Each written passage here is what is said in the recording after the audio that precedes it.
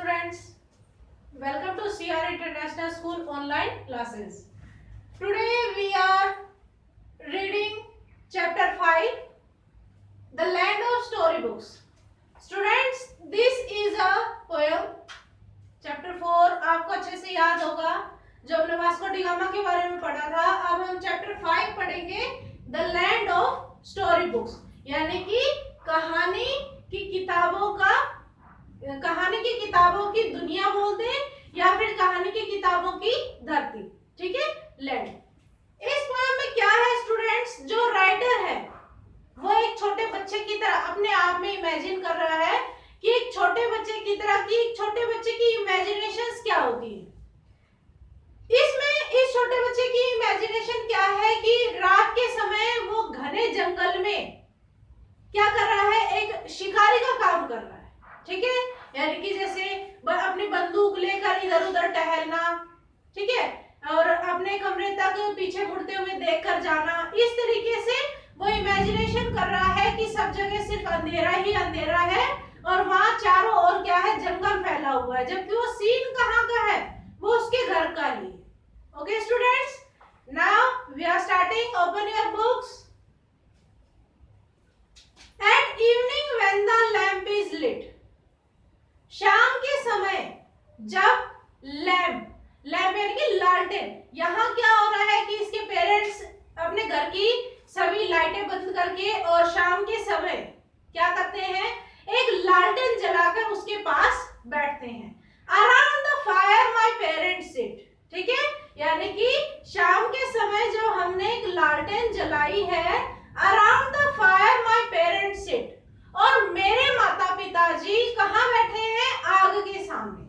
जैसे कि आग नहीं जलती रहती है, जैसे बनाते हैं, एक चिमनी टाइप में बनाई हुई होती है, तो वहां आग के सामने मेरे माता पिता बैठे हुए हैं. दे सिट एट होम, वो घर में बैठे हैं.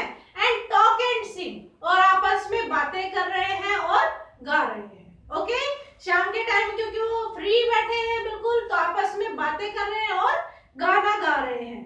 And do not play at anything, यानी कि और एक दूसरे के साथ कुछ भी नहीं खेल रहे हैं, यानी कुछ भी नहीं खेल रहे हैं, ओनली क्या कर रहे हैं, बातें कर रहे हैं और गाना गा रहे हैं. समझ में आया? पोएट का जो घर का सीन है वो क्या है, उसके मम्मी पापा बैठे हुए हैं, एक लालटेन जली हुई है और आग जला रखी है उन्होंने, और आपस में वो बातें कर रहे हैं और गाना गा रहे हैं.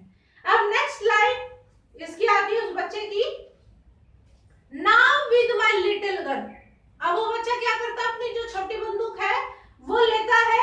आई क्रॉल, क्रॉल का मतलब होता है घिसटना, जैसे कि आर्मी में घिसटते हुए चलते हैं ना, इसी तरीके से ये बच्चा क्या कर रहा है, घिसटते हुए जा रहा है. अपनी बंदूक लेकर अपने आप को एक फॉरेस्टर समझ रहा है वो.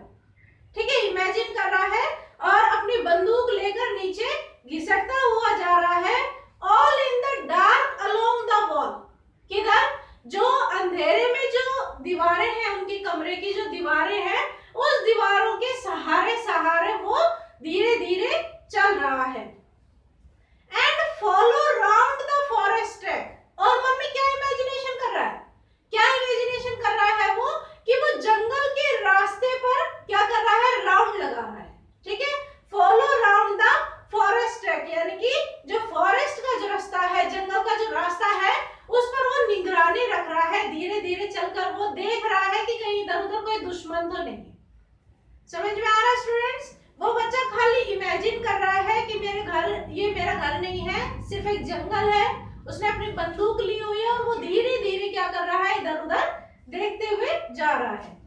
Away behind the sofa back, और उनके घर में जो सोफा डला हुआ है उसके पीछे भी वो छुप छुप कर देख रहा है कि कहीं कोई दुश्मन आक्रमण तो नहीं कर रहा है.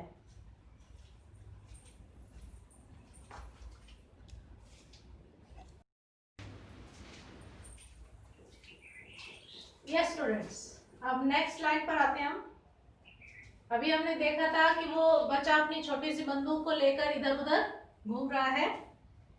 There in the night where none can spy, और इस रात के समय जब कोई भी नहीं देख सकता, ठीक है, नन कैन स्पाई यानी कि कोई भी मुझे नहीं देख सकता, स्पाई यानी कि देखना होता है। All in my hunter's camp I lay, lay का मतलब लेटना होता है। हंटर्स कैंप यानी कि जो शिकारियों के वो टेंट लगे हुए होते हैं ना, जंगल में जो टेंट लगे हुए होते हैं, उस शिकारियों वाला जो तंबू है, वो जो टेंट है, उसमें मैं लेटा हुआ हूँ।